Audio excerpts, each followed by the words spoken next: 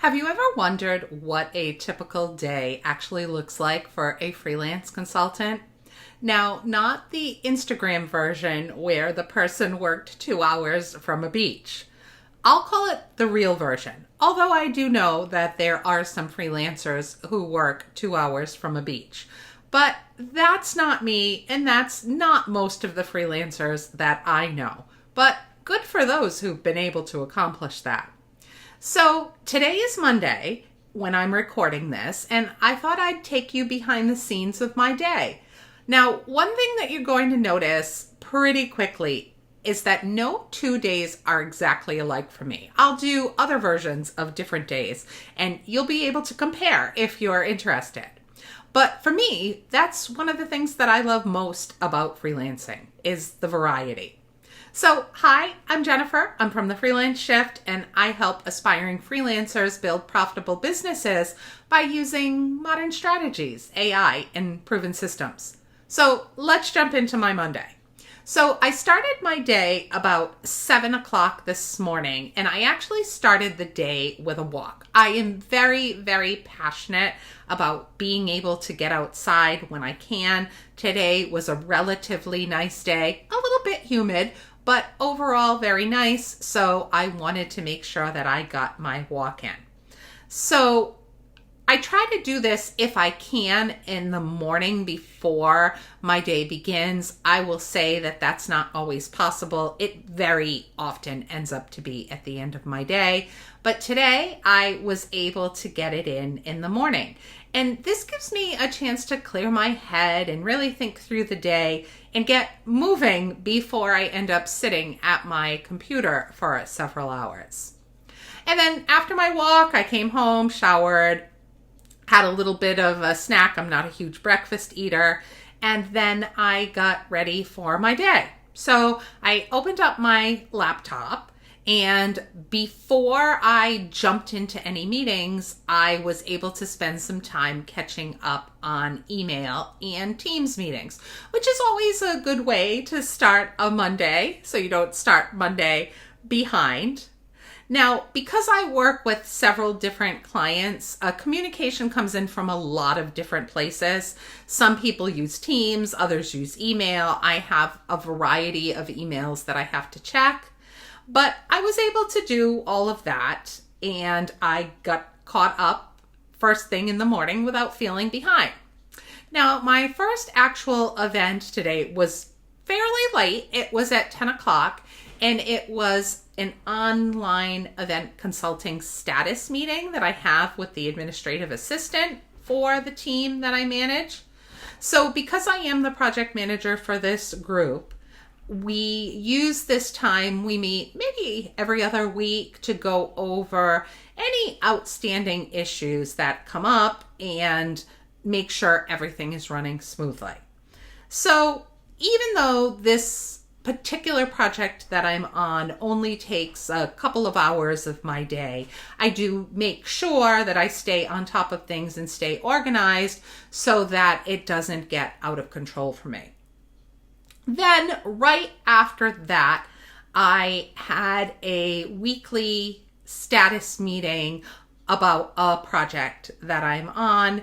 And on that one, I am able to multitask. So I was able to go back to email and answer emails while I was listening to the meeting. I don't have a hugely active part in that meeting. Then I had a really short 10 to 15 minute meeting with one of the technical consultants from the online event consulting team to work through a billing issue. So as you can see from the start of my day, not every meeting I have is super exciting. Sometimes it's simply solving problems or helping people to solve problems and keeping the projects moving. And that's what consulting is. Then after that, I had some Copilot Office Hours. So this is something that I really do enjoy. One of the clients that I do Copilot training for has open office hours where people can come and ask questions on anything Copilot. Now, fortunately, I am not the only expert on these calls. I have a couple of my colleagues that always join me, but I facilitate the session and I basically just run through all of the questions that come in. Sometimes they're troubleshooting, sometimes they're looking for better prompts, sometimes they're asking how to figure out how AI fits into the daily work, or maybe they're asking us to help troubleshoot an agent that they made. It is always a little different depending on the session, but it is one of my favorite parts of the week because it's very interactive and I have other experts there with me that help me answer the questions. So it does take a little bit of pressure off. I don't have to know the answer to everything. So after office hours, back to email and Teams messages. I know it's a huge part of my day, as I would imagine it would be for many freelancers there. I think that if you haven't entered into the freelance environment yet, you're going to quickly realize when you do that communications is a huge part of the job. And it's really important, in my opinion, to stay on top of that. I know that a lot of people imagine consultants spending all day creating things, but at least in my world, the reality is that creating is only part of the work. That a huge part of it is really keeping projects moving, and that depends on quick responses, clarifying questions, and helping people make decisions. So after I did that, I did spend some time reviewing and editing a course proposal that I created last week. It's for a brand new class that I was asked to design with the long-term client that I do AI training with. And of course, before presenting it to the stakeholders, I wanted to read through everything one more time, make a few improvements, and make sure that I didn't omit everything and that everything was clearly communicated from learning objectives to the survey at the end. So again, this may sound a little bit crazy to some of you, but it's one thing that I really like about freelancing is that my work is never repetitive. Some days I'm teaching, some days I'm designing, some days I'm writing, and some days I do all three. So speaking of teaching, that's the next thing that I did. By this time it was 3:30 in the afternoon, and I had a 1-hour class on building AI agents using Copilot's Agent Builder. So I also enjoy this. This is an especially fun topic. People sign up for this optional class because they want to see what the potential is for Agent Builder. And if you haven't used it, it is a really cool tool. It does really help you build some nice productivity automations that you can run on the side. And because watching people go from feeling like, I don't know if this is going to be something that I can do, to leaving the class with a sample AI agent that they built really never gets old. That's really great. Well, then right after my AI class, like immediately after, I had one more meeting. And this time I actually presented the course proposal that I had been working on earlier in the day.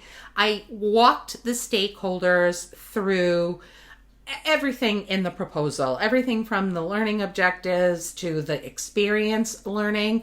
I wanted to make this particular class really interactive because the topic, well pertaining to AI, is sort of dry. So I wanted to make sure that it was designed in a way that people would still really benefit from it. And I would still, of course, meet the goals of the stakeholders who are requesting that this course be designed and then delivered. And that is another thing that I think is really interesting about consulting is that oftentimes you create something and then you immediately switch into presenting and defending your recommendations, which is what I did. But I really did believe in the structure that I had established. So it was easy, and good news, it was well received. We're going on to the next level with the proposal. So eventually I did step away from the computer. I made dinner. I took out the trash because tomorrow's trash day. Handled just a few of those normal life things. And I think that to me, that is one of the reasons that I love freelancing so much, is that my work and life is really integrated. And you can see that from the way that I set up my days. Now, I know that some people do set up their days differently, but when you're a freelancer, you have that ability. You're the one who can structure it like you want. Sometimes I stop in the middle of the afternoon to run an errand, or I have a doctor's appointment. And then other days like today, I finish those household tasks before eventually I will probably go back to work for a little while later on. Now, I did take this brief interlude here right before dinner, while dinner is cooking, to record this YouTube video, because creating content has become a regular part of my business. Even though it's not something that's especially lucrative for me now, it's something that I enjoy, and I hope that I'm paying back a little bit, as people did for me when I was sort of finding my path when I first started freelancing. So I see this as investing in others and investing in the future. And I do look at it as part of my work, so to say. But I feel like each video that I create is just another opportunity to help freelancers while also growing the Freelance Shift. So double bonus. And then I am considering if I'm going to take a short walk after dinner again. As I mentioned, it really does clear my head. I really like enjoying, today's a nice weather day where I live in New England, and I really like to enjoy those while we have them. So I might take another short walk, or if those of you who are from New England can relate, I might make a Dunkin' run for a Dunkin'. But something to just, get me out of the house again and reset and clear my head before finishing the evening.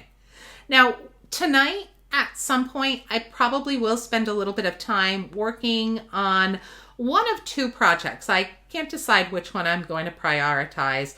I think that I might continue building a SharePoint site for one client, because I do have a status meeting on that tomorrow. So it would just help me be a little bit more prepared. Although I was thinking that I might log into my AI evaluator project that I do and get a few hours in there. I have until Friday. The company resets their hours on Friday to get my 10 hours in, and I think I'm already at 6. So I don't have that much to go. I'm basically going to see how I feel when I come back. And that's another nice thing about freelancing and these particular projects that I'm just mentioning, is that they're very flexible. So as long as I inevitably meet my commitments, I can decide when I work and, what I work on when. And that flexibility is incredibly valuable to me. I think that that is probably the biggest priority for me, having that flexibility. So yes, people do ask me if I work a lot based on a day like that. And the honest answer is yes, right now I do.